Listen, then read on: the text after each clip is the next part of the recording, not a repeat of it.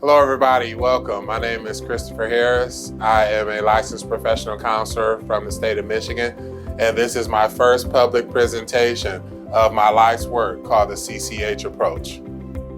The CCH Approach is my life's work, and it is an integration of my private passions, my personal experiences, and my professional acumen for the purposes of learning, healing, and growing for individuals, organizations, and families and communities across America. I'm very excited. I have been blessed to be a blessing, as I like to say. I've worked with individuals and families and organizations in this industry of psychology, social work, and professional counseling. And I've had just really, truly life-altering comments about the way that I approach this work, the way that I carry myself. And I've always had the goal to compile this approach that can be utilized and followed for individuals to achieve the same goals that I have achieved in my life. So what we're going to do today is I'm going to go through a slideshow presentation encompassing those origin and purposes of the CCH approach.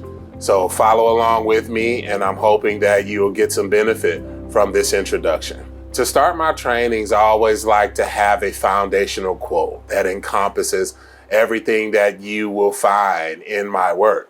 And this quote that we use today is coming from Foundations of Sport and Exercise Psychology, which is a course that I've taught at Lawrence Tech University in Southfield, Michigan.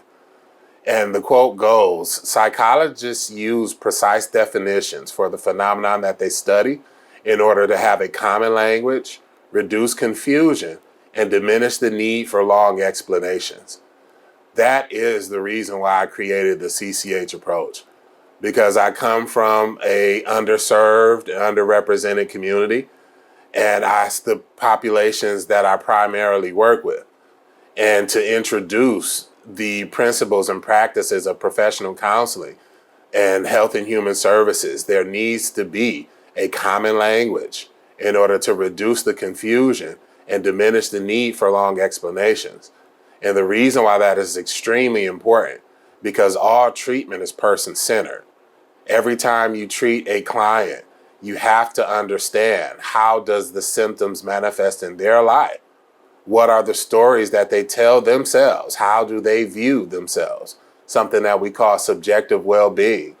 So when we have all of these uniform approaches and we have specific diagnosis, the focus of a clinician and a healthcare practitioner is to be able to help your clients to utilize this information and apply it for themselves in their life. And that is one of the foundations of the CCH approach. So our agenda today, I always go by the stages of counseling structure in all of the work that I do, whether I'm working with individuals or I'm working with families or organizations, whether I'm doing presentations. And I'm going to explain a little bit about the importance of this structured approach, as well as my iterations using the CCH approach to better understand and apply these principles and practices. So the initial stage of counseling, as I always teach, is the most important approach. It is the most important foundation of treatment because it focuses on education. As I always say, I'm learning about my clients are learning about me, and we have a very strong responsibility towards psychoeducation. Again, helping the clients to understand the principles and the practices so they can be the active participant that they need to be. And therefore, it's called a relationship-based practice. And that is also a critical foundation of my work as a relationship-based practitioner. You have to create a relationship of psychological and emotional safety, a relationship of trust between you and your clients in order to have them be able to explore and identify the deepest, darkest recesses of their experiences in order to promote the learning, the healing, and the growth that takes place. So during the initial stage today, that's what we're going to focus on. Educating you on the CCH approach. You're going to be learning about me. We're going to go in depth as I am going to be what I call the model to follow for your ability to apply this content. So the second stage is called the working stage of treatment, the working stage. And as I like to tell my clients, okay, you know me, I know you, we know your strengths, we know your challenges, and we know your goals. Now we got to get to work on it. We have to get to work on it. And what I have grown to call the working stage of counseling is the healing stage. Because in America, specifically in this world, a phrase that I repeat a lot is like we're the children of trauma. We were literally born into a world at war. And on an interpersonal level, if not even a social level, people come to me with a lot of trauma.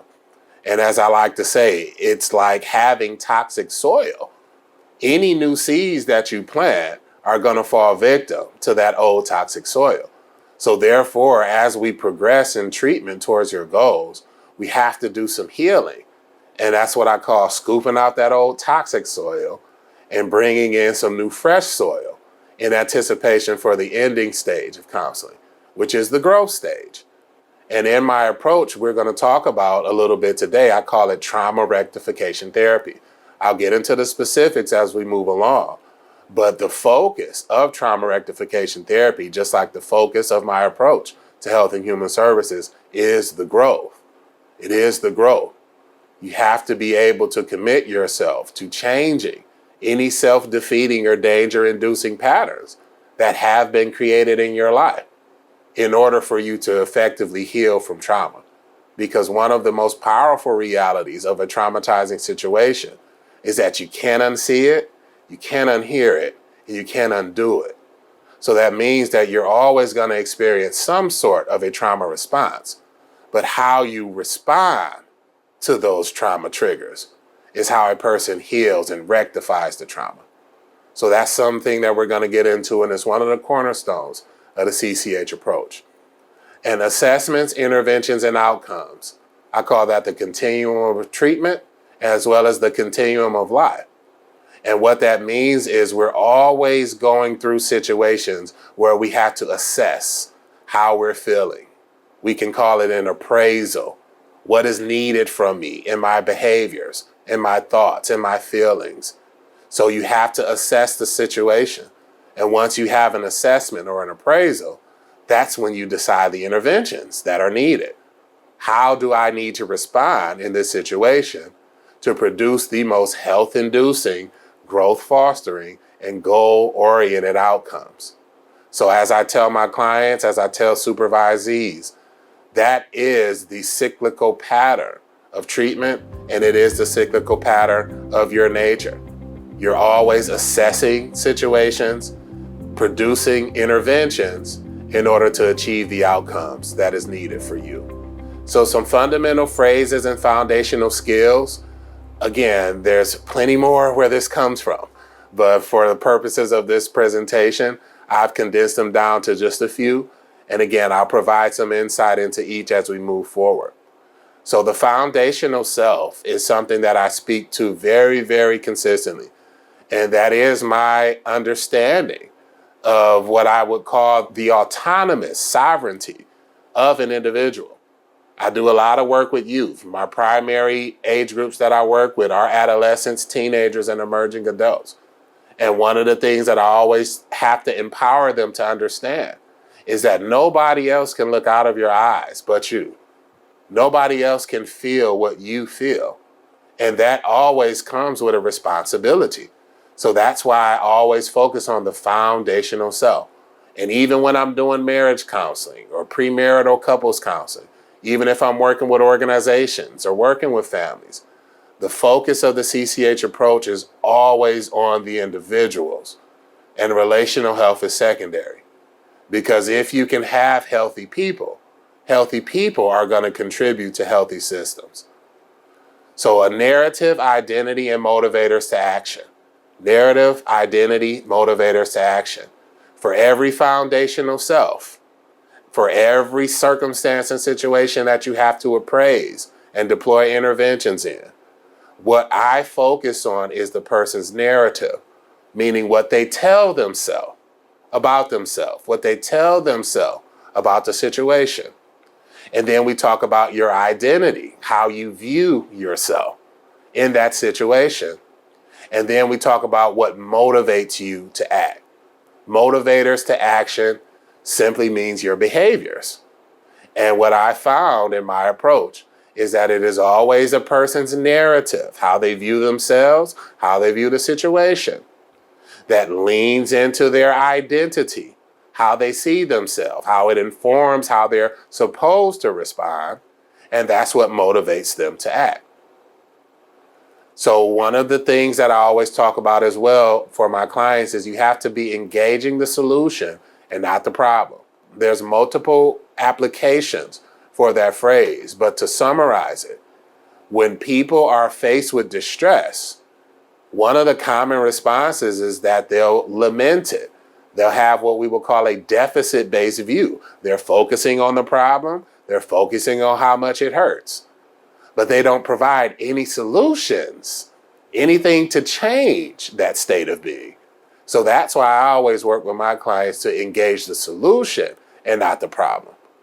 Yes, you have to talk about the feelings, you have to express your emotions, but then you need to come up with some interventions to try to reduce the onset and intensity and frequency and duration of those states. So when you put your focus on how to reduce and eliminate the problem and not lamenting how much it hurts, that's when you're engaging the solution and not engaging the problem. Again, it is a foundational expectation of the CCH approach. Accepting and coping, changing and growing.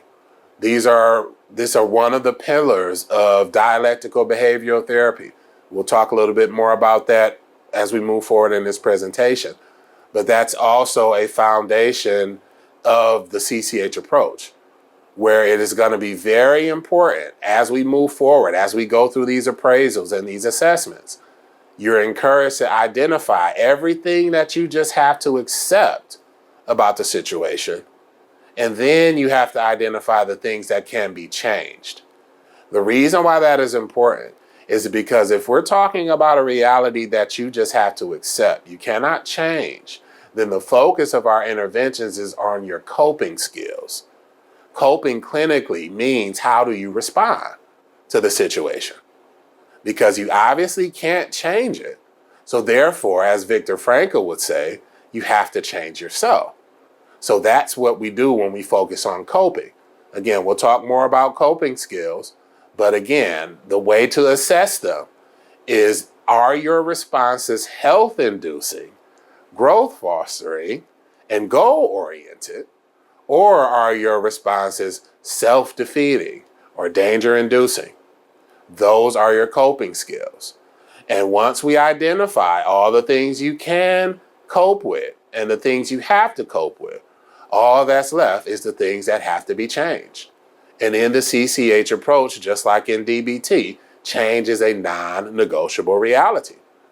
Because when people suffer from symptoms of severe and persistent mental emotional illness, or symptoms of post-traumatic stress or complex post-traumatic stress disorder, the reason why it's such a deadly state to be in is because people have the same old responses to the triggers of their trauma. So you have to be able to grow, you have to be able to change, reduce or eliminate exposure to triggering individuals and environments is a foundational objective in the CCH approach. And that's what we focus on. And that's how a lot of my clients and myself have been able to not only survive life-threatening states of being, but are able to thrive in response to these states of being. So one of the more recent phrases that I've come up with, and it's very, very critical in the state we find ourselves in now as a species, is that we can debate the origins, but we don't argue about the outcomes. The origins of a conflict, the origins of problems in a person's life. Yes, they're debatable. People have different viewpoints, but the outcomes are what we focus on. And anytime there are self-defeating or danger-inducing outcomes, we move past arguing about the origin and we focus on trying to create healthier outcomes. So a mission statement for the CCH approach, again, you've heard me speaking about it. There are foundational phrases, so you're gonna hear them a lot. And it is all about education, healing, and growth. Learning, healing, and growing is the way to summarize the CCH approach. Supporting individuals, families, and organizations in their learning, healing, and growing for health-inducing, growth-fostering, and goal-oriented outcomes. And in my work, I have experienced my life as both a participant as well as a practitioner in health and human services. Therefore, I know the importance of health for all involved.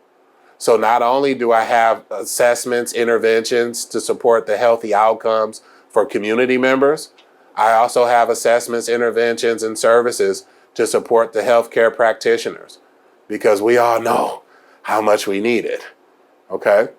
And one of the primary focuses of the CCH approach as a consortium, a registered consortium for the Healthy People Initiative 2030, is that the social determinants of health is a primary focus of everything that I do. So understanding that a lot of underserved communities and a lot of underrepresented populations, they don't have the access to this type of education or healthcare. And knowing that it needs to be a person-centered approach and working with populations of people, families that are historically resistant to any service member, to any representative of the system. We need to be able to meet them where they are and to let them know that we're here to help you reach your goals, not just to satisfy our goals. It's a critical foundation of the CCH approach. So talking a little bit more about the origin and purpose. Origin and purpose. It's another foundational phrase. You hear me talking about it a lot. And in the CCH approach, as stated, it's an integration of my private passions, my personal experiences, and my professional acumen. And the private passion, as I always speak to, and we'll get into later when we talk about my lifespan development, is that I've always been a passionate, if not an obsessive intellectual. And as I always like to say, I see the world through observation, documentation, classification, and organization. I've been doing it as long as I can remember. And it is that passion for understanding the origin and purpose of life that is the foundation of the CCH approach. As we talk about the purposes even further, there's 3 approaches that I want to make sure I mention in this presentation. And the first is the CCH approach as a philosophy to contribute to the advanced understanding of the origin and purposes of life. As I'll state in my essays of approach, I call it attachment and connection, the origin of action. It's my ultimate theory of everything. I've been consumed with understanding the origin and purpose of life, and all of my work is informed by that private passion. The CCH approach as a public health initiative, the aim is to create new clinical, community, and residential-based programming using the CCH approach. Again, I'm from deep in the inner city of Detroit. I was raised in an underserved population, a very dangerous environment. So I know the critical need for advanced services, for person-centered services in these kind of communities. So that is my focus. I know as a united front of healthcare practitioners, we have a lot of caregivers. We have a lot of very passionate people like myself, very intellectually driven people like myself, service-oriented people like myself. So I want to be able to expand existing programming, clinical, community, and residential-based programming. But I'm also very, very passionate about my private passions, my personal experiences, and the professional acumen, the new approach that the CCH approach can bring to communities across America. So that is one of the passions that I'll be talking about today as well. And it's also to provide an example of not just the origin, but the implementation of the CCH approach. And a lot of these approaches are coming directly from interventions and assessments that I made of my life. that I had to make before I even got into counseling. I knew these are things that I had to do for myself. And I'm going to talk more about that today so you can see just how these things are applied. And hopefully you can do the same thing for yourself, for your family, or for your organization. Essays on my approach. This is going to be a book. It's a collection of my essays that provides further insight, not just into the CCH approach and its application, but as a form of understanding, advancing understanding, again, of not just the origin and purpose of life, but the current situations that we find ourselves in. I'm confident that in my approach, there is an expanded and comprehensive way to understand these things. And they're very hard-hitting topics. They're very difficult topics. We know that. But that's the reason why we have to steer right into it. Just like we talk about in crisis management. There's no way you can avoid it. Okay? So the very first essay in my book, Essays on My Approach, is called Attachment and Connection, the Origin of Action. And again, it is pretty much my ultimate theory of everything. My very first passion in science is cosmology and astronomy. And that's one of the ways that I talk about trying to help people understand how I see the world, is that I remember being as a child just sitting in front of the TV and watching documentaries on cosmology and astronomy. And it was almost like that's how I began realizing just where I live and where humans fit in this hierarchy of existence. So when I'm talking about attachment and connection, the origin of action, I'm talking about all of the things that motivates people to act. You can be talking about attachment between people, attachment between particles, and the connection that binds them as the origin of action. Every cause has an effect, and every effect has a cause. That's attachment and connection, the origin of action. Theories of war and interpersonal violence. Again, another private passion of mine since I was a child. Growing up in the city of Detroit, I'll talk more about it in my presentation of my lifespan development. I was exposed at a very early age and very consistently to acts of violence. And as a person who studies humanity from an anthropological point of view, meaning looking at us collectively, war is the beginning and the end of all movement on earth, whether it's done between nations or done between cultures. War is a common practice. And as the CCH approach, the number one focus is immediate health and safety. Needless to say, that violence and war is a number one barrier to the outcomes of CCH approach. Therefore, we dive into it scientifically, not excluding the emotional impact that it has on people. That leads into the 3 E's of socioeconomics: enough, extra, and excess. Again, remember, my passion is observation, documentation, classification, and organization. And it really truly helps me in my work as a healthcare practitioner, utilizing person-centered care and a person-centered approach. So collectively, as well as down to culturally and individually, that's how I classify people's experience in this global capitalistic system. You have some populations of people that are just scrapping and scraping for just enough to make it. That gives us a lot of insight into what their needs are from a social work point of view, from how they're functioning at a psychological point of view, and just how they experience it from a clinical counseling point of view. But then you have a smaller population of people globally, locally, regionally, that are fighting for just a little bit of extra. As I would tell this story introducing this approach, because this is one of my older theories, is that I come from a family, although an underserved community, we were always classified in that group as just trying to get a little extra.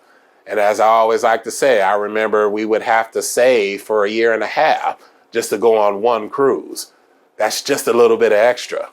But then you have a much smaller population of people that are fighting for excess. excess resources.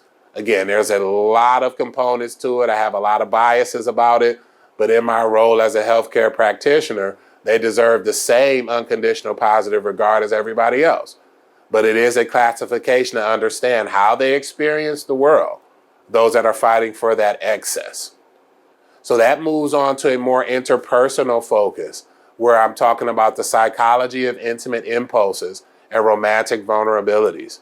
That is all about sex education and intimate partner counseling. So intimate impulses is a more appropriate way to talk about the urge towards sexual gratification, sexual activity, and teaching it to adolescents and teenagers. We focus on the biological responsibilities and reactions that take place for the purpose of procreation. It is an urge towards action. That's what an impulse is. And at every level, to various degrees, human beings' sexual activity is an urge. It's an impulse. So that's one of the things that I work with individuals and couples to really truly understand. How do they manifest, and how do you behave in response to the manifestation of such? And then we talk about your romantic vulnerabilities. That's the emotional connection, the emotional companionship. And again, in our society, there's a lot of difficulty building and maintaining emotional bonds, especially with such strong intimate impulses. So that is the psychology of intimate impulses and romantic vulnerabilities. And then the last one is advancing understanding of Black Americans from contemporary urban communities. Again, it's another much older project of mine. As we speak, this is the third iteration of it that I'm working on over a total of 13 years. And as we can look around in the headlines, all on social media, there is a reckoning that is happening related to not just Black Americans, but Black people on this planet. And having an insider view using my passions for observation, documentation, classification, and organization, I've created a comprehensive social science research project as well as a public health initiative to support the learning, healing, and growing for community members as well as healthcare practitioners who are providing services to this disadvantaged, underserved population. That is essays on my approach. So my educational foundation, you hear me talking about the foundational self a lot, and I am a man of faith as well as a man of science. So you hear me talking about spirituality being the beginning and the end of all things. It encompasses and permeates and encapsulates everything that we do. And spirit, as I define it, is the life energy that animates all things. As I teach it to young people, it's the difference between two human bodies, a man and a woman, interacting, engaging, and naturally creating another form of themselves versus putting two books on top of each other and expecting a little book to come out. That life force that is within human beings is what I call spirit. And that is what animates all things. So when I talk about the foundational self, that individual autonomy, we're talking about an individual's physical, mental, emotional, social, and spiritual wellness. And the most approachable scientific way to understand spirituality is through a discipline called transpersonal psychology. Cultural anthropology, again, is viewing human beings as a collective species, as one species, and especially in these times of great divide. It's something that I talk about consistently, is that using all of these descriptive categories from cultures, Black, white, from nations, America, Chinese, it dehumanizes people. And the second you've introduced a dehumanizing agent, there is a barrier. There is a culture and a counterculture. Using cultural anthropology is a critical tool to be able to understand human beings at a collective level, which will give us more insight into the human manifestation of culture. And then that will help us to provide the person-centered individual care that's needed. Cultural anthropology goes directly hand in hand with cultural psychology. It is a much newer sub-discipline in the field of psychology, but it is a critical foundation of everything that I do. And we'll talk more about it as we move forward. And the last one is developmental psychology. Human lifespan development. Humans develop in stages. And it is critically important to understand that it's not just a person's age, but how they're functioning that depends on their ability to be able to care for themselves and to contribute to the safety of any environment. So as I work with children and work with adults, one of the things that I always try to help them understand, one of the assessments that I use, is the human skyscraper. So if you imagine that the older you get, the taller your building grows, your childhood is always the foundation of that building, regardless of how large it grows. So we use the principles and practices of developmental psychology to understand just how a person is functioning, what they have experienced, and what it's going to take to support their learning, their healing, and their growing. So as we begin this initial stage, again, we talked about assessments, interventions, and outcomes. Assessments, interventions, and outcomes. It is the cycle of life. It is the cycle of treatment.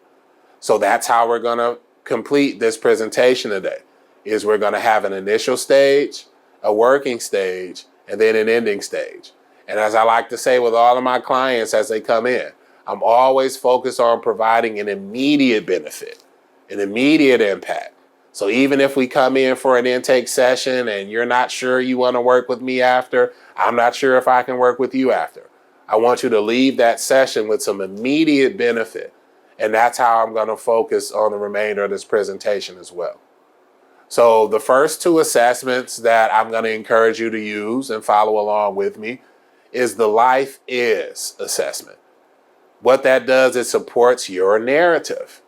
Remember, the narrative is the story that you tell yourself, about life, about any situation. And one of the transitional milestones that happened in my life, as many people know about me, I can get consumed about understanding and get deep into my head. And that did cause a lot of distress in my life. But one day I realized that I stopped asking what is the meaning of life. And I started to ask, what does life mean to me? What does life mean to me? So those are the two questions in that initial stage assessment that I do with clients. So write on a piece of paper, what is life? What is life? You can bullet point it, you can write it in sentences, but I want you to be honest. Be honest with yourself. What is life? Document that. And then for the second question, I want you to write, what is my life? Or what does my life mean to me? Document it. Be honest. Because you have to be honest with yourself. And we'll dive more into that as I continue on my presentation. The next assessment that I like to utilize was another milestone moment for me. Again, a lot of these initial assessments, these interventions in the CCH approach comes from my own work, trying to promote my own learning, my own healing, my own growing. So there was a time, it was very, very dark for me. It was very difficult. And I knew that I could not continue the way I was going. So I had to take some inventory. I had to make some appraisals of who I am at my best and who I am at my worst. So that's one of the things that I want you thinking about. Who are you at your best? Who are you when you struggle? You can write it in bullet points. You can write it in sentences. Just be honest with yourself. And then I want you to ask, what do you love? What are your passions? Be honest with yourself. And then be honest about your fears. What are you afraid of? What do you want to avoid? That's the CCH crossboard. You take all of that information, and that's going to help you to apply this information as we move forward. So the intervention that I'm going to use during the initial stage is quiet talks in the community. Quiet talks in the community is another intervention that I created, specifically being from where I'm from and experiencing what I experienced. I had a very difficult time opening up to people. I still struggle with realities of trusting others. But being a clinician, I know how important it is to process, meaning to talk about these realities, to work through them, to identify interventions, to create healthy outcomes. After you process this stuff, you got to work through it. So in order to support the processing, to support the expression, I just started to record myself. Thankfully, in this social media age, I always found it kind of weird to see people talking to themselves in their phone. But once I got over that initial discomfort and really just went with it, that really truly helped me to receive some of the benefits that clients receive in clinical therapy. I was able to breathe it out, as I like to say. And then as I reviewed everything that I was going through, I really started to look at its practical application, thinking of some of the people from the community I come from, thinking of some of the clients that I have who struggle with this kind of emotional processing and expressing, even in front of a clinician. But if you can journal it, you can really truly process it and start to work through it, just as you would in a clinical therapy session. So that's what we're going to talk about during Quiet Talks in the Community, is how I created this intervention to help me become more open. And being a clinical therapist and a public health professional, it is a responsibility of mine to make sure that I'm on top of these things. So that's one of the benefits of Quiet Talks in the Community. And you're going to learn a little bit more about me as we go through my lifespan presentation. So the outcomes that I'm hoping that you will benefit from in this initial stage is increasing your mindful awareness, meaning being aware and understanding your strengths, your challenges, presently aware, intentionally aware. That's mindfulness. And we want to increase your understanding as well as your intention to support your self-expression, your self-regulation, meaning your self-control, and your self-efficacy, meaning your belief, your belief in yourself, your belief in your achievement of your goals, to achieve your goals, and then to self-actualize, meaning creating the life that you want for yourself. But you have to know who you are and know what you want in order to reach the goal of self-actualization. And then we are hoping that you can develop and increase the effectiveness of what we would call a strengths-based narrative, meaning you're looking at yourself and looking at situations from an opportunity standpoint, not an obstacle standpoint, not a problem-focused standpoint, from a can-do mentality, not a can't-do mentality. So this is going to be the introduction to my stages of development, my lifespan development. Again, I'm going to be providing more insight into the origin and impact of not just my challenges, but my strengths as well. And again, as I'm going through this, I want you to think about your lifespan development as well and be completely honest. And hopefully it will help you to apply the principles and practices of the CCH approach. So the very first stage of my development, obviously, is my childhood. The things that I like to talk about in my childhood that helps you to understand the origin and purpose of the CCH approach. Again, always aware, ghetto genius. As a very funny story from my childhood, my cousin, we were outside playing one day, and he asked, I wonder how much sunlight we have left, because we were having a great time. And I remember just applying something that I learned, using my hand signals, locating the sun in the sky, assessing where it is on the horizon and when it's going to set. And I was like, well, it'll be about 2.5 hours. And he's just shocked, and he jumped back like, this boy is a ghetto genius. And we just laughed, but it was a natural response. Again, he asked, I knew, and I responded. You know, it's just how I operate. It's how I've always operated. Okay, and second grade, or the first transition, it's another very long story. It has practical implications for educators as well, for parents as well, because this was a life-altering reality that happened to me in the second grade, and it still causes barriers to how I operate. And the summary is that this innate intellectual ability was identified by the support in my elementary school that I went to in Detroit. And unbeknownst to me, unbeknownst to my mom, they one day took me out of the second grade and put me in the third grade. And I was already a very shy and insecure kid. So it really did do a lot more damage socially and emotionally than it helped me.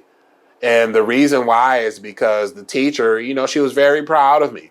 And she would always respond like second grader, every time I would get a question right. And needless to say, it happened a lot because this moment that I'm talking about was a significant moment of social and emotional trauma where she asked who was the governor of Michigan. And I knew it right away. But because of all of the experiences, I didn't want that attention again.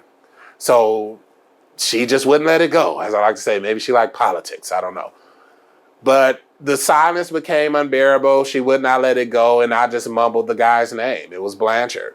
That was the governor of Michigan in the 80s. And she's just like, obviously, with a very condescending tone as usual. And she said second grader with extra added emphasis. And I just remember being a child and sinking down in my chair and looking around. And I remember at that moment in my child's brain, I realized that it's not cool to be smart. And I thought people wouldn't like me if I was smart. So I intentionally started to fail tests on purpose. I stopped doing my work because of that one experience. And it followed me all throughout the remainder of my primary school, and it contributed to my descent to have the kind of challenges I have. So somebody put them there, as I like to talk about very briefly, but very directly. That was my very first experience with murder in the city of Detroit. And as I say, I was about this age, and there was a guy who was kind of a neighborhood bully, a very tough guy. We had some encounters with him, but I remember one day, because we all used to play football, we were all athletes, and I heard the older guys talking about how this guy was killed, and they found him in a dumpster. And I remember being that age thinking to myself, wow, they found him in a dumpster. It's like, that's where trash goes. How could another person do that to another person? And in my mind, I just couldn't wrap my head around it. But that was my first experience with violence, with murder in the city of Detroit. And again, it informed my passions for things like theories of war and interpersonal violence.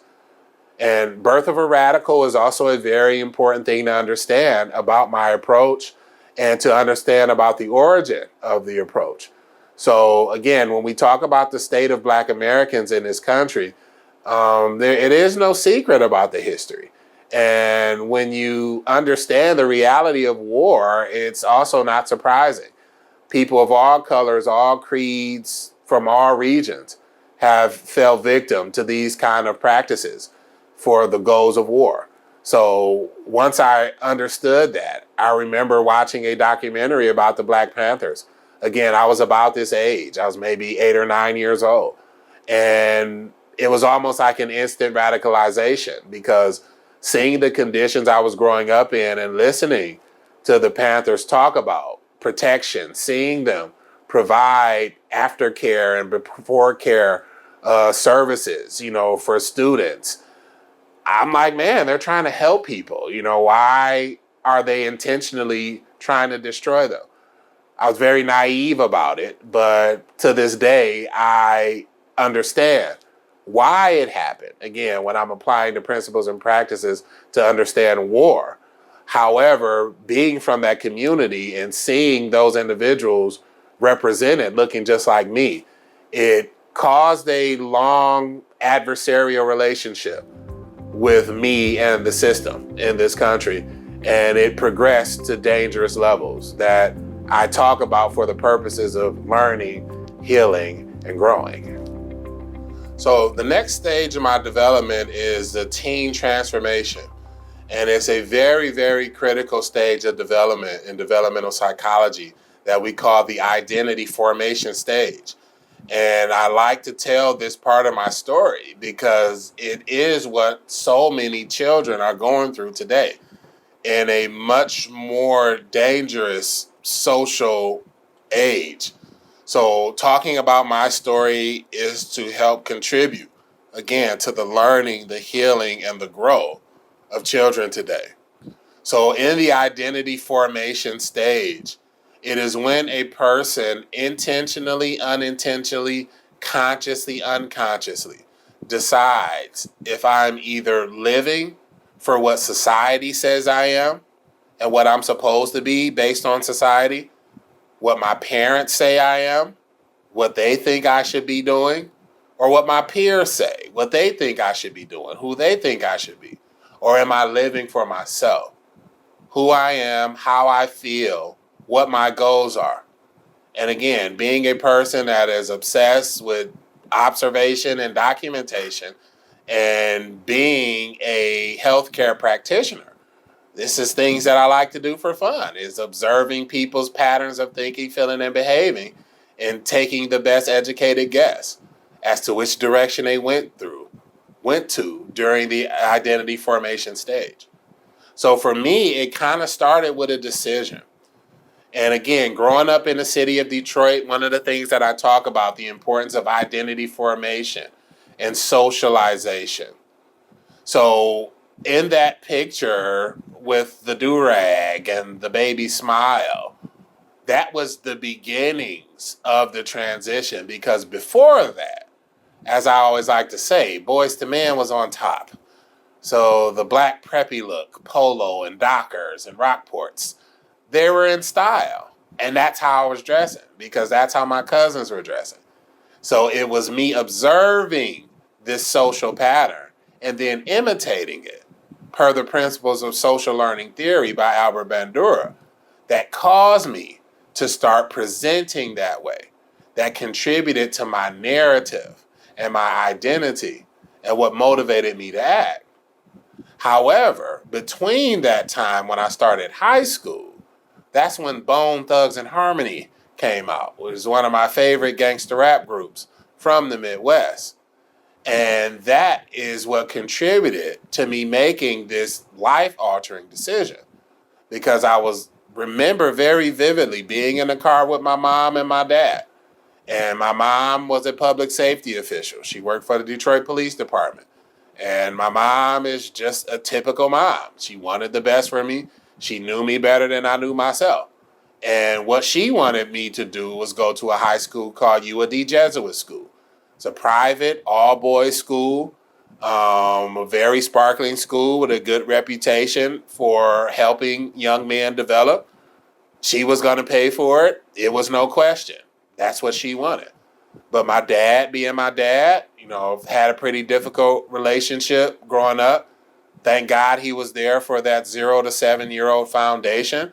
But we had some difficulty as I progressed.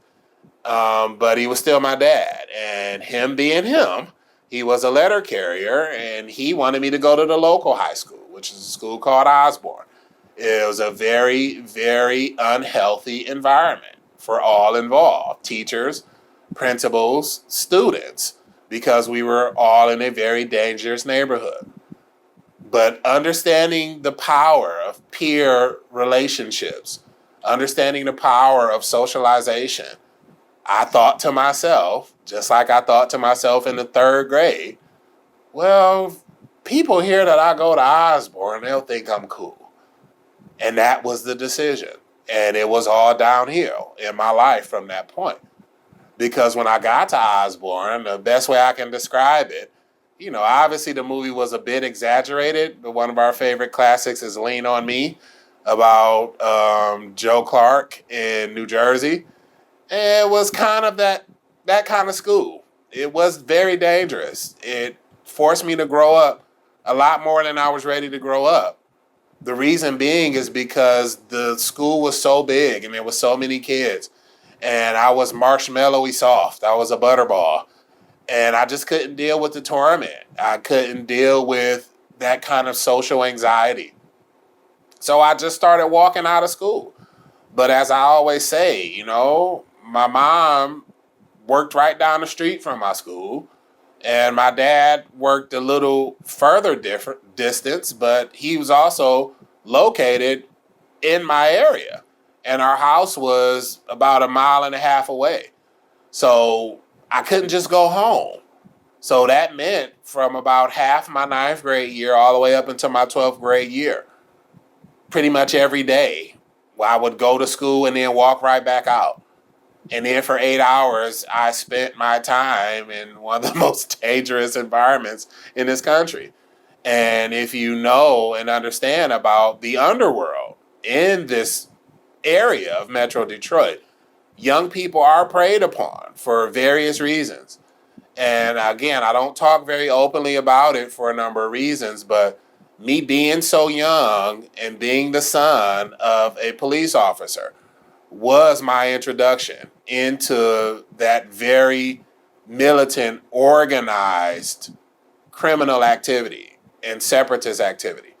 So that was my introduction up in the underworld, and that's what caused the dissent. I'll talk a little bit about it, but just like in the NFL contest that we'll talk more about, I am a survivor of severe and persistent mental and emotional illness. And that is one of the things that informs my practice and the successes that I've had, because I've seen it from both sides of the fence as both a participant and a practitioner. So the dissent was caused primarily by two things. First, I was hiding something that I really was. In the second/third grade, I was very comfortable being the intellectual that I was, the curious person naturally that I was. But when I started to receive that perceived and actual backlash for being smart, I started to hide it. And then as I started to become exposed to this very dangerous environment in the criminal underworld of Metro Detroit, I started to act and then behave in a way that I never truly was, which was violent and aggressive. Those two realities created something that we would call a cognitive dissonance, where how I felt about myself and how I saw the world and what I really truly wanted to do, I wasn't doing. In fact, I was doing the complete opposite of that. And that was the foundation of the origin of my severe and persistent mental and emotional illness that came to a head later in life. So the glass lens is something that I've talked about more recently. It's something that I've realized in my life that I've had a lot of skills and talents that were, as I would like to say, dragging me into the glass lens of celebrity. And me being a very private person, still a very shy person, still in a lot of ways unsure, I like to be by myself mostly. I don't like attention. I don't like people looking at me. I don't like people praising me. But as I experienced my development, there was something going on with me that was akin to a calling. That, as one of my uncles said, everything he does, he excels. And one of the very first things that almost got me famous, quote unquote, was my rapping. And by that time, again, I had descended into very severe and crisis level states of mental and emotional illness. I developed patterns of alcoholism, abusing marijuana and cigarettes. I was very much entrenched in the underworld, in the narrative and the identity of a street thug. And around that time is when rappers like the Notorious B.I.G. and Eminem and Tupac were on top. And they were being pumped into our communities. And I had the same talent and I had the same trauma. So if you were to listen to this EP that I put out in about maybe 2004, 2006, that's what you'll hear. It's deeply dark. It's deeply disturbing. And as I healed and as I grew, especially being as passionate as I am about the community, it was one of the reasons I stopped pursuing it, because I was getting some attention. I was familiar with the process of entertainment locally, regionally, and nationally, but it was only my efforts that made me stop. And it's two stories that I tell that I want to mention because of its impact on other people. So one of the things that I say is that I was continuing to expose myself to this sadness, this anger, and this frustration, and identifying myself and using a narrative of deficit.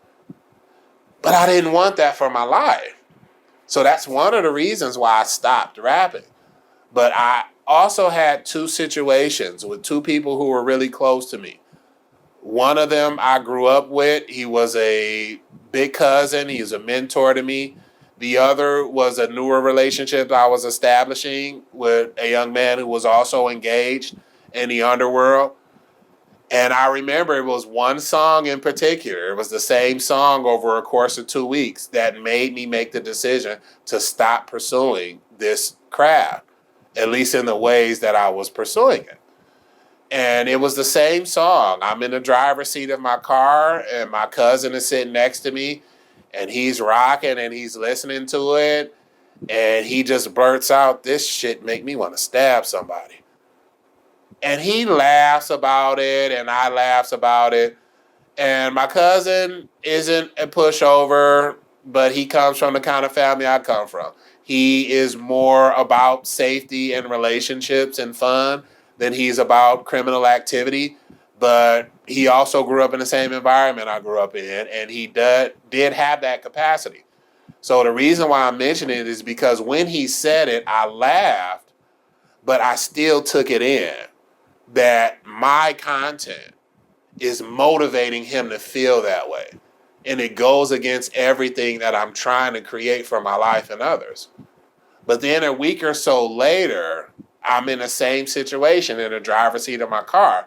And I have this young man who was a teenager sitting next to me. And again, we were into the same things, but he had a completely different response. And he was just almost in a trance with his eyes closed and just shaking his head, and not to me, but to himself, said, "This shit make me want to murk somebody." And he said it with a straight face, and murk at the time meant murder. And I was just looking at him as he said it. He did not look up at me. He didn't say anything other than that. And those two experiences is what made me shut down my career as a rapper. But I'm mentioning it in this presentation because it's a critical part of understanding who I am, the things I've had to fight against, and the intention to heal and to grow that I had to do, including, especially at the time, denying what could have been a multi-million-dollar career, because that's what rappers were getting paid. And a lot of people told me I was better than the best rappers to ever come out. So this EP is still available somewhere, but I don't encourage anybody listening to it because it is very dark. So that was my first introduction and my first temptation of entering the glass lens of celebrity. The second is a book I wrote called A Breath from Beyond. And again, much like my rapping, I've always been an enterprising, entrepreneurial kind of person. The time that I spent in the underworld and the individuals and organizations I observed helped me and informed me with that practice. So I've always been talented, again, as a writer. I would write stories, I would write raps, I would write poems. So advancing in my stage of development quickly to mention this, I progressed to attend Wayne State University around 2006. And one of the first classes I took was an imaginative writing course. And my work would always be featured. The professor would feature it. I would get comments and feedback from other students talking about how much they enjoyed it. And again, being enterprising and entrepreneurial, I said, I guess I'm going to write me a book. And that's what I did. So Again, this cover is the third iteration of the book. It is currently available again.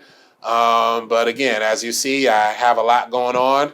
So I try to pace myself with my products and my services. But I am very proud of this book.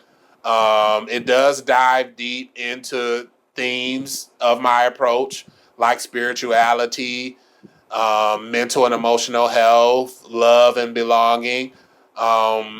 So again, it's a very entertaining story. It's also like my rapping. It is a little bit dark. It's a love story and a horror story, which kind of encompasses me. And I have 5 original songs that have been haunting me in my head that I'm finally going to produce based on this story, as well as a screenplay, because I'm very confident in its movie adaptation. But as I like to say, I have to pace myself. So that was my second, again, potential entrance into the glass lens. I put it down the first and second time for similar reasons. I wasn't prepared for the attention. But again, I'm in a much healthier place now, and I'm very confident in its entertainment quality. The adult transition, again, this story is also a very powerful story about my healing, my growth, and my development, because football literally saved my life. And I have to say American football because I'm very passionate about world football. So American football really saved my life. And the first time it saved my life was in 1999 into the year 2000, where, again, I shouldn't have graduated from high school, but I did. But I didn't have any motivation. I was dangerously suicidal. I was dangerously homicidal. Again, I was a full-blown alcoholic, addicted to marijuana and cigarettes, and very, very antisocial. I didn't have much motivation or desire to live. And this was right after my beloved grandfather passed away, who was a very, very strong pillar for me that kept me going, that motivated me.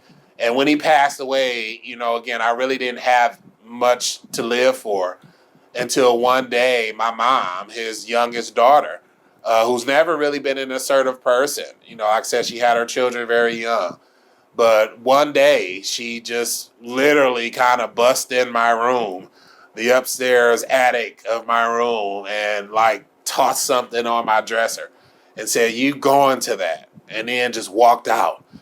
And I jumped back. I was stunned because, like I said, my mom had never talked to me like that before. And she never talked to me like that since. And what I realized is that it was her intuition, because she knew and she felt, just like she wanted me to go to UAD Jesuit High School. She kind of knew what was coming. That's the mother's intuition. And she knew she had to do something. And what she put on my dresser was a small newspaper clipping for a semi-pro football tryout. And with her response, I was, oh man, I guess I'm going to that. So again, I drove to the tryout. I lived in Northeast Detroit, and I drove all the way to the far Midwest border of Detroit for this football tryout for a semi-pro team. Didn't know what to expect. And typical of the city of Detroit and the men from our population, the tryout was just us playing full contact football in the rain with no helmets, no pads, going full speed. And that moment was the most fun I had in a very, very long time.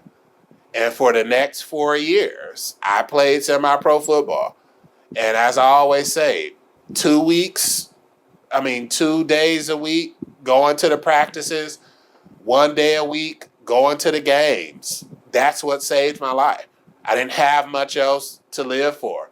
And I was still very much engaged in the underworld. So I was exposed to danger. But it was the football that motivated me and kept me going in my life. And it was all thanks to my mom. Okay? So conscious separatism, that's something I'll briefly talk about. You heard me speaking about my experiences in the underworld. You hear me talking about being a black nationalist. And that's what conscious separatism means. It is no secret of the history of bondage and servitude of Black people in this country. But us as Black nationalists, just like any other population of people that feel that they are enslaved, you're going to have resistance. And that's what Black nationalism is. It is a focus to have our own system, have our own education, have our own finance separate from the government. But needless to say, that's talks of war. So that's how it's approached. And conscious separatism is one of those practices, which means we don't pay taxes. We don't acknowledge the authority of this government that has for generations destroyed us and killed us. It doesn't make sense to pay taxes, to work a job. That's what separatism means, and we do it consciously, meaning intentionally. So it's not so much that we would classify ourselves as criminals.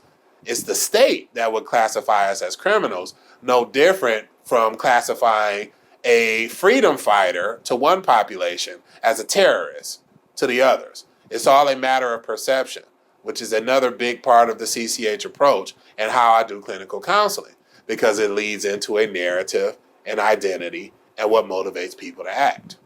Okay? So that was something I had to overcome, and literally the one and only reason that I overcame it is because of a woman that I called Princess Angel. And I called her an angel literally because I met her one time only and I've never seen her again. But she changed the course of my life. And it's a very long story. I won't get into it. I mentioned her name publicly once. I won't do it here again. But she was in the country for work because she's not from this country. And I was in the environment where she was. And it was an immediate and instant attraction. I gravitated towards her. She gravitated towards me. And over the course of 2 conversations that spanned at about maybe an hour and a half, I fell desperately and deeply in love with her.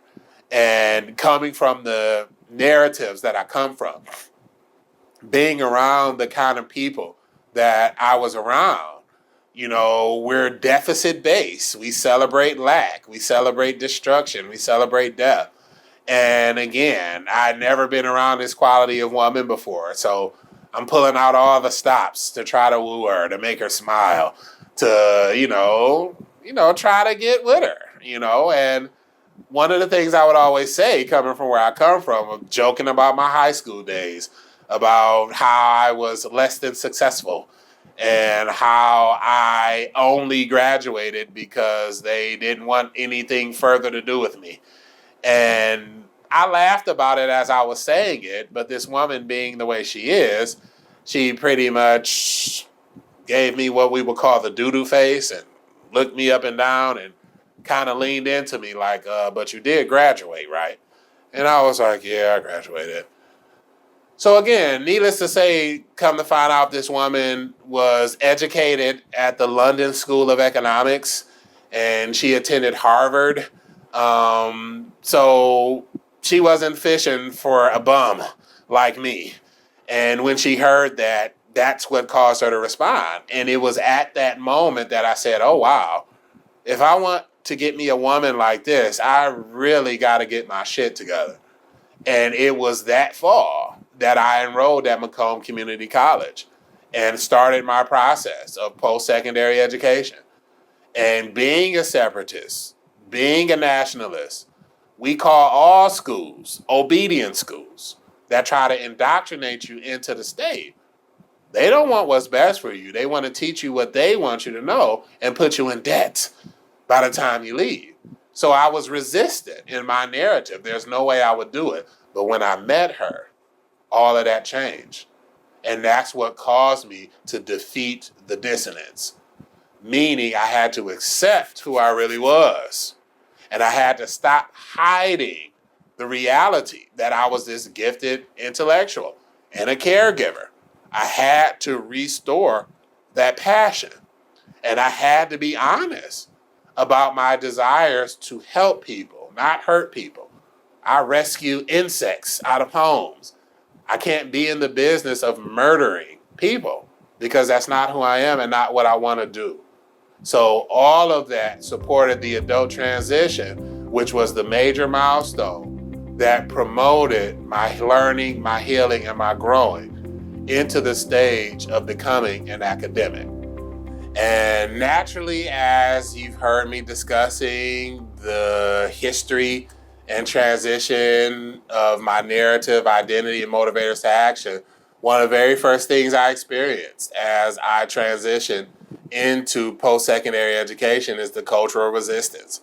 Again, I had a lot of difficult adversarial social and emotional encounters, but it was something that I made the intention to improve upon. And that's what allowed me to progress and stick with it. So being a non-traditional student was also a very significant barrier for me. I had little to no working knowledge on the structure of post-secondary education. And one of the ways that I talk about it, to sum it up, is even when I transitioned from Macomb Community College to Wayne State University, I still thought that the purpose of these courses was just to go through it and pick what you thought was interesting. And that's what I did. So I had a lot of experiences, including being technically a freshman at a credit level, but taking a master's level course. So that not only speaks to my absence of awareness, but now that I work as a professional, it also speaks to an institutional failing to allow that to happen. But I digress. So perseverance and resiliency leading into professional integration. That's how I was able to make it. So my last experience with, as I would jokingly say, being dragged into the glass lens was where I finally crashed through it. And as I joked during my presentations, that the 15 minutes of fame I was allotted lasted for about 2.5 minutes. And that was because in 2013, the National Football League selected me as a national finalist for this inaugural contest they had, asking people to tell them why they love football. And I remember the moment. It was a Thursday evening after practice. I, at the time, was playing for Oakland University's club football team. It was right after I had my most severe psychological and emotional breakdown that caused me to leave Wayne State University. So I was just recovering, and I arrived on campus, and I saw the flyer for this football team. And I called them up, I joined the team, and I was very, very fortunate to, once again, football being there for me in my time of need. And it really, truly helped me to heal and to grow into the man that I am today. And when I saw the commercial, Tell Us Why You Love Football, again, as I said, I'm a man of many talents, and writing is one of them. So I quickly wrote a story, and I sent it in for the contest, clearly not expecting them to contact me, but they did 2 months later. And thankfully, after they talked me into it, because again, I'm adverse to attention, and most importantly, I didn't want anybody to know that history at the time. I didn't want anybody to know that. But they stuck with me, they were passionate about it, and they came and recorded this very nice video that you have the opportunity to watch. I want to be a part of something special. Life is all about meaning for me, doing something meaningful. He was one of the first guys that contacted us about playing. I just remember his email. It just said, "Hey, I'm 30-something years old." He has experienced a lot of things in his life that kind of made him who he is today. You're blessed to play this game. You're blessed to have your activity in your limbs and to be in your right mind, to earn the right to play this game. I knew early on that I had a gift for football. My dad, my uncles, my brothers, my cousins, we would go outside and play. I grew up on the east side of Detroit. I didn't know it at the time, but we stayed in a very dangerous neighborhood. In high school, I was about 500 pounds. I always got teased because I was overweight, I was fat. I wanted to fit in, so started drinking, Quickly got addicted to it. I couldn't see myself living to even be 20.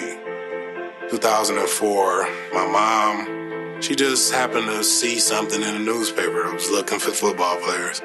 She just called them, told them that I'm coming. We was playing full contact football, just hitting each other, just like when I was a kid. And it was just so fun. I had the biggest smile on my face. It gave me something to live for. One day, I saw a little flyer, Oakland University, getting a football club. There's never been football here. He wanted to become an officer. He wanted to do everything he could to help get the club started. I'm a fun-loving guy. On the other hand, I have to straighten my backbone up and speak like the 32-year-old man that I am, to these young guys. Don't be selfish. Don't be selfish. Be man enough to walk away. I embrace that role as counselor as well as a teammate. He's a guy that lifts you up. It's always the next snap. It's always the next game. It's always the next chance to get better.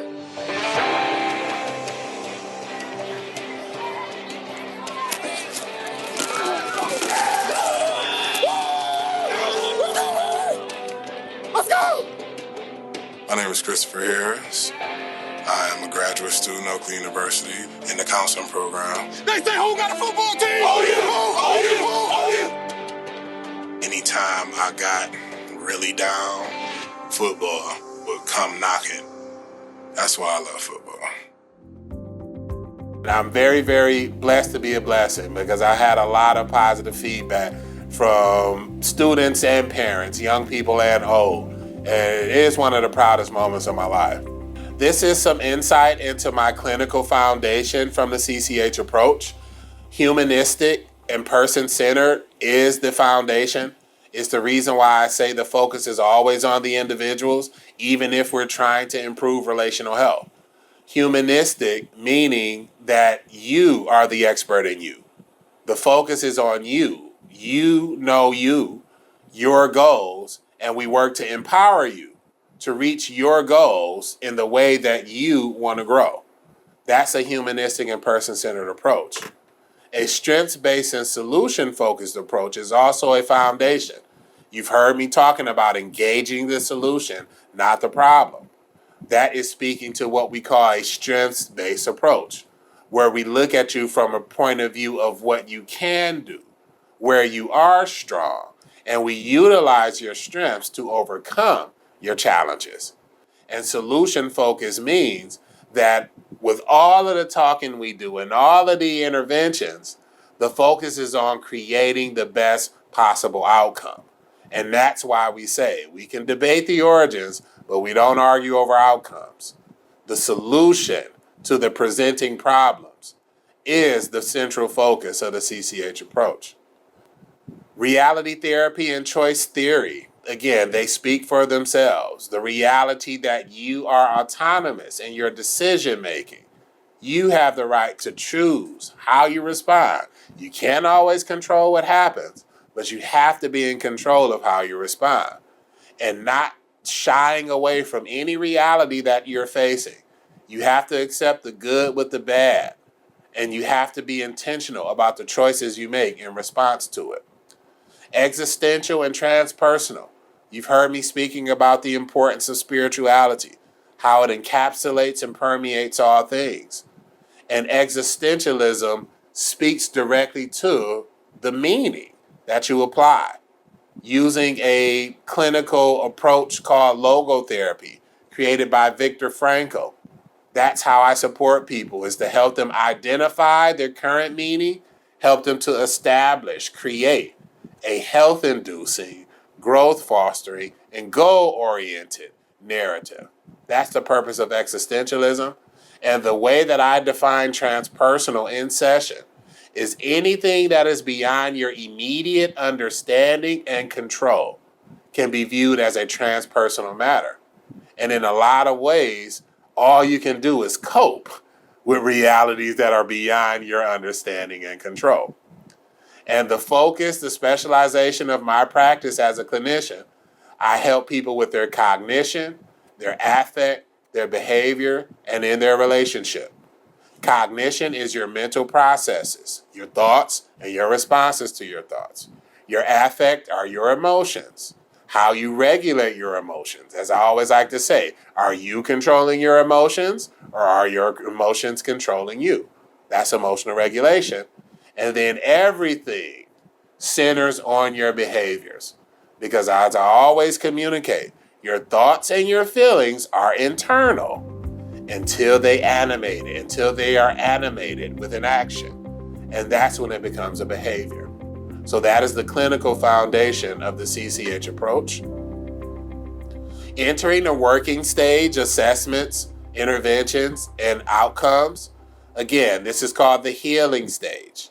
Focusing on your foundational self and your relational health. So that's what I want you to be honest about. Create categories: physical, mental, emotional, social, spiritual. And then give me some assessments. Be honest about your strengths, about your challenges, about your narrative, your identity, what motivates you to act. That is your foundational self. And then we focus on your relational health. I call it the 3P relationships. You'll notice that in the slogan for the CCH approach: personal, professional, and private. Those are the 3 selves. I call it the 3 faces. You'll see it in a meme about an ancient Asian belief. Everybody has 3 faces. The face that the world sees, the face that family and friends see, but then the face that nobody else sees. So I use that to help people to organize their relational health as well. Identify the healthy relationships, what I call supportive bonds, the appropriate relationships where all needs are met, there is no cause for concern, and then the adversarial relationships, relationships that are a danger to yourself, to others. And break it down using those 3P: your professional and public relationships, your personal relationships, and then your private relationships. And assess them using that relational health scale. Are they supportive? Are they appropriate? Or are they adversarial? So the working stage is where we introduce the trauma rectification therapy approach that I've created.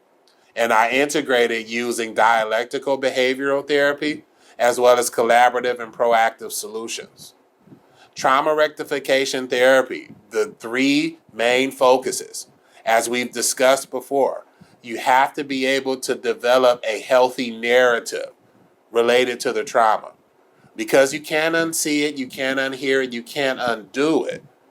There is always going to be trauma responses. But how you view it, the narrative you apply to it, that's going to help you with framing it. That's going to help you with how you assess the trauma. So we try to develop a strengths-based narrative as best we can related to your experience with the trauma, changing your relationship with it. The next step of trauma rectification is to identify each and every trauma response that you'll have, whether it's a physical, mental, emotional, social, or spiritual trauma response. What we have to do is have interventions for each one of those trauma responses, because it is the continuation of the same self-defeating or danger-inducing patterns that is ultimately the life-threatening aspect of post-traumatic stress. And as we talked about the growth stage, the most important part of trauma rectification is to increase your life skills, to change what you do in response to the trauma. And that's how we rectify it, because we can't eliminate it, but the goal is to reduce the negative impact of the trauma.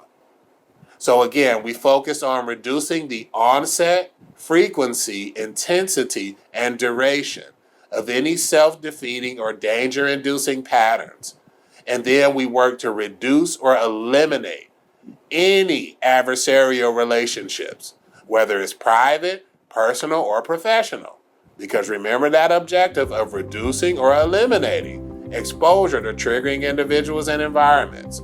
That's a critical part of the working stage, what I call the healing stage in the CCH approach. This is some more insight on dialectical behavioral therapy. It is a very comprehensive approach to treatment. It is designed by Marsha Linehan, and there's a lot of different parameters that goes into dialectical behavioral therapy, but these are the two cornerstones that I integrate in the CCH approach. We've talked already about the reality of acceptance and change. Acceptance, coping, changing, and growing. But then we need to talk about the 4 pillars of DBT, which is mindfulness, distress tolerance, emotional regulation, and interpersonal effectiveness. Mindfulness, again, is that intentional awareness, intentionally aware of all of the above, strengths, challenges, your goals, your barriers. Being grounded in the present, that's mindfulness. And then there's distress tolerance. Again, as I tell my clients all the time, especially the younger ones, it doesn't matter what causes the distress. Don't engage the problem. What matters is how are you responding to the distress. Engage the solution. And then we talk about emotional regulation. Again, are your emotions controlling you, or are you controlling your emotions? And then the critical importance of interpersonal effectiveness. How are you communicating these things to the people in your life, in your public, professional, personal, and private relationships? Interpersonal effectiveness is how you communicate with others. Intrapersonal effectiveness is how you communicate with yourself. That is also a critical intervention that you'll learn more about as you engage in the CCH approach. Arousal, stress, and anxiety is critical realities that impacts the human condition. But much like a lot of the mental health jargon, the technical educational information that people receive, it can get lost when you're talking about applying it to every individual and how it manifests in a person. So as we talk about the technical definitions, what I empower and encourage of my clients is to think how it manifests in your life. Don't get so much wrapped up on the definitions. Focus on how it applies to you and how it manifests in your life. So understanding that arousal is the blend of physiological and psychological activity in a person's life. And it varies on a continuum scale from the low end of deep sleep, little to no arousal, to the higher end of intense excitement, which is a high state of arousal. Okay? And stress is the process that occurs when people perceive an imbalance between the physical and the psychological demands placed on them and their ability to respond. So the theme that you'll notice is both the psychological and the physiological. That's one of the things that I see a lot in the cases that I work on, is people's adverse responses to stress and anxiety. Not so much how they experience it, but how they respond to it. And anxiety is a negative emotional state characterized by feelings of nervousness, worry, and apprehension associated with the activation of arousal of the body. So when we talk about the foundational self, that's the reason why we say physical, mental, emotional, social, and spiritual. Because our body is the vehicle in which we experience the world. So we need high levels of health in each of those environments. But the physical body is the primary tool in which we experience the world. So regulating our biological systems and supporting them as best we can with fitness, nutrition, and sleep is a critical part of the CCH approach. Breathing it out is also a fundamental intervention that all human beings need. I hear so much when I'm working with my clients that suffer from symptoms of anxiety. When I ask them, how was your breathing during that moment? I've heard people even say, I wasn't breathing. I forgot to breathe. Or they realize and acknowledge that their breathing is erratic. So just like we're working in fitness, controlling and regulating your breathing is a critical part of your mental and emotional health for your foundational self. So this is one of the primary breathing exercises that I use myself and that I encourage my clients to use, especially if you're in a state of crisis. Focus on the breathing. Focus on the counting. And as you're focusing on your counting and focusing on your breathing, you're now providing not just a psychological coping skill to deal with the distress, you also have a physiological coping skill that's going to regulate your biological body systems. So I would encourage you to utilize this, as I like to tell my clients, especially my young people. If you got to do it 100 times a day, do it 101, just to be safe. So in our ending stage, the focus is always on growth. Growth, growth, growth. Improving. Even an inch of progress is an inch in the right direction. And I always mention this story from my master's level program. I've been blessed to be a blessing. I've had people really, truly say some moving things to me in response to the work that I've been able to do with them. But even before I was licensed, I had a student during my master's program that told me that they had been in counseling numerous times before they got to me. But I was the only person that really helped them to grow and not just focusing on helping them to cope. And when this person said that, it resonated so much with me privately and personally that it really informed the continued development of this CCH approach. And that's why the ending stage of counseling for me is always the growth stage, where we integrate, implement these new life skills, the new seeds of growth into the fresh new soil. That's the focus of the CCH approach, is to help you to improve in any self-defeating, danger-inducing patterns. So the assessments that I focus on during the ending stage is the stages of change, the trans-theoretical model. It is a foundational tool that we use in health and human services. And then we focus on creating guided pathways, educational and career-focused guided pathways, something that I do with my students and my clients consistently because it's something I did with myself that really, truly helped me, again, to progress to this stage of my life. And then we have a behavior modification intervention that I created called Are You Doing It? Are You Doing It? It is another integration of the subdiscipline of positive psychology and using a strengths-based approach. Because before we talk about the problem and what you have to eliminate, we talk about what you got to add, what you're excited about. Work on adding something to your life before you focus on the things you have to eliminate. And that's what Are You Doing It means. I want you to identify at least one thing that you're going to add for your health-inducing, growth-fostering, and goal-oriented behaviors. And then add one thing that you need to reduce. You need to reduce this self-defeating or potentially danger-inducing pattern. And then be honest with yourself with what you have to eliminate. What you have to eliminate. Be honest with yourself.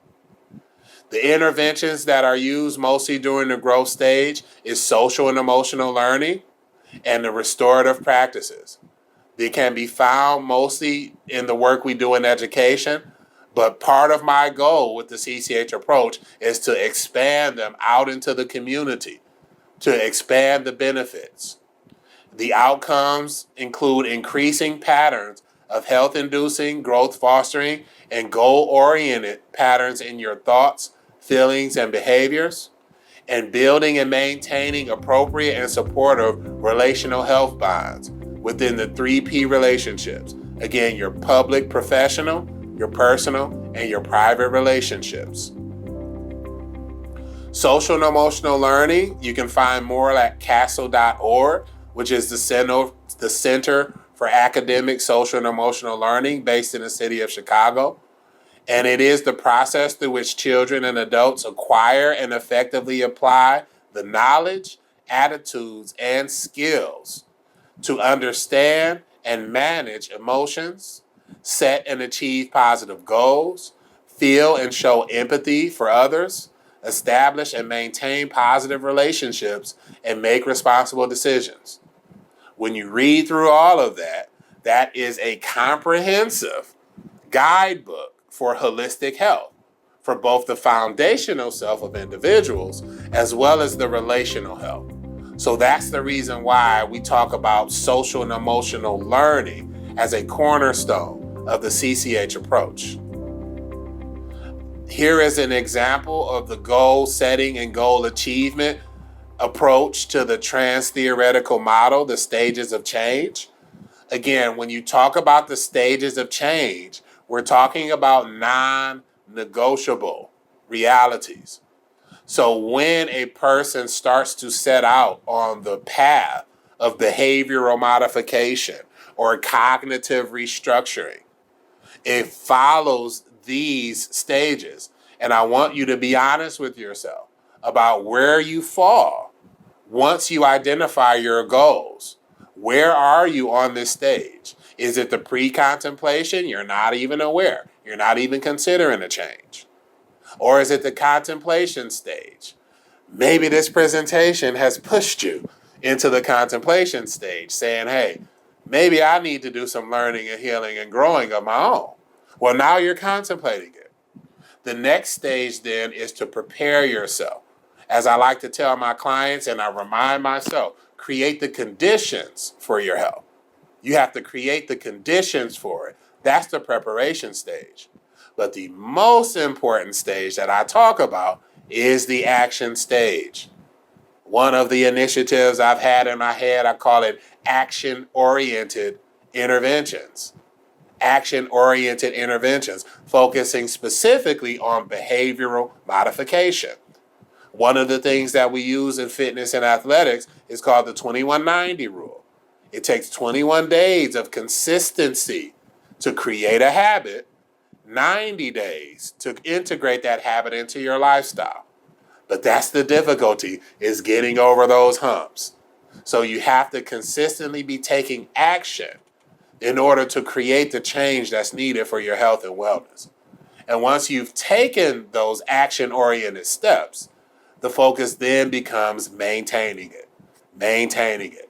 That's how we assess progress in the clinical relationship. You're either progressing, you're stagnant, or you're regressing. And it reminds me of something my grandma used to say, who was a Christian minister. I refuse to go backwards. If I can't move forward, I'll just stand still. So that's how we work in the CCH approach, and that's how I work with my clients. Even an inch of progress is an inch in the right direction. And more than trying to push growth along, we have to be maintaining the progress that we've already made. So that is a trans-theoretical model, and it is a critical pillar of the CCH approach. And lastly, we talk about restorative practices. Again, restorative practices is used mostly in schools, but it is a critical relational health intervention that can be utilized in the community. It can be utilized in the court system. It can be utilized in a political environment. When we have adversarial relationships, when we have cultural boundaries and cultural barriers, when we have a victimizer and we have a victim. Restorative practices has interventions for that. And it is a foundation of the CCH approach. So it is a social science that studies how to build social capital and achieve social discipline through participatory learning and decision making. When you're using restorative practices, it can reduce crime, violence, and bullying, improve human behaviors, strengthen civil society, provide effective leadership, restore relationships, and repair harm. And this slide is from the International Institute for Restorative Practices. So that is the presentation for today.